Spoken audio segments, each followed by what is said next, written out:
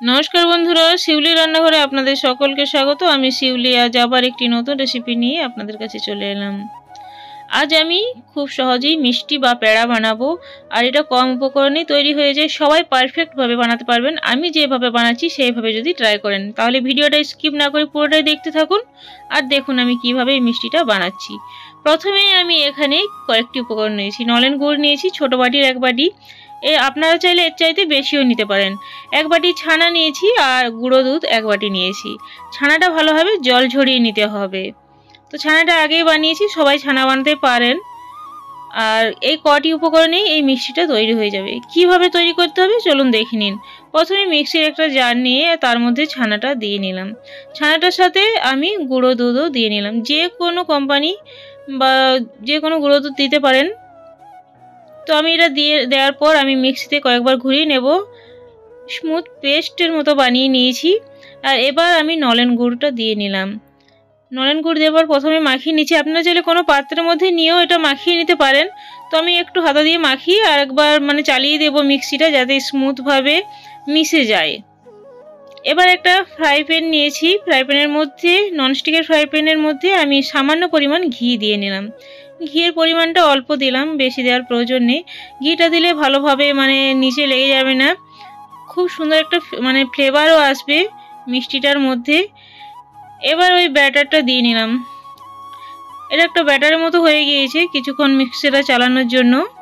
আর এটা কিন্তু ভয় খাবেন না, তাড়াতাড়ির মধ্যে এটা তৈরি হয়ে যাবে। দেখুন নিচে লাগছে না, ঘিটা দেওয়ার জন্য এরকমটা হচ্ছে। আপনারা চাইলে এখানে এলাচির গুঁড়ো দিতে পারেন, তবে আমি এলাচির গুঁড়ো দিলাম না, কারণ নলেন গুড়ের যে ফ্লেভারটা সেটা খুব ভালো লাগে। এলাচ গুঁড়ো দিলে সেটা কিন্তু কমে যায়। আর নলেন গুড় আপনারা চাইলে বেশি দিতে পারেন, তাহলে কালারটা আরও সুন্দর আসবে। আর আমি একটু কম মিষ্টি করেছিলাম, তার জন্য একটু পরিমাণটা কম দিয়েছি। যতক্ষণ না ডোয়ের মতো হবে ততক্ষণ এইভাবে নাড়াতে হবে, কন্টিনিউয়াসলি নাড়াতে হবে। দেখুন ডোয়ের মতো হয়েছে, গ্যাস অফ করে একটু ঠান্ডা করে নেব।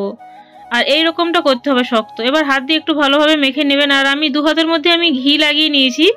আর তারপর যদি এইভাবে মেখে নেন তাহলে হাতে লাগার কোনো ভয় থাকবে না।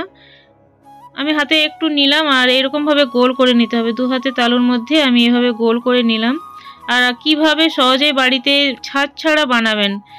আর পাতার মতো একটু ডিজাইন করছি, দেখুন কোনো রকম ছাঁচের প্রয়োজন নেই, মাত্র একটা চামচ দিয়ে এটা তৈরি হয়ে যাবে। দেখুন চামচের পিছনের দিকটা এরকমভাবে দাগ কেটে দিচ্ছি।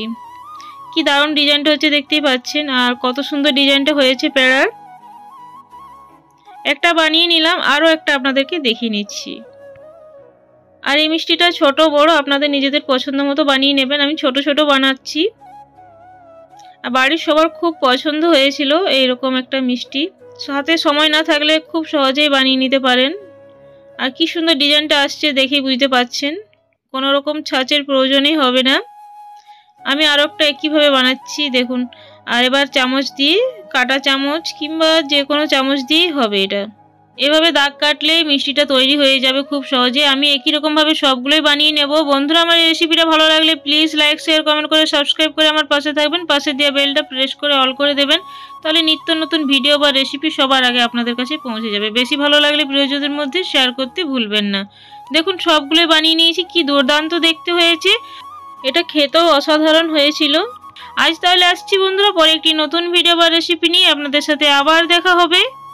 ধন্যবাদ ধৈর্য ধরে আমার এই ভিডিওটা দেখার জন্য। Thanks for watching.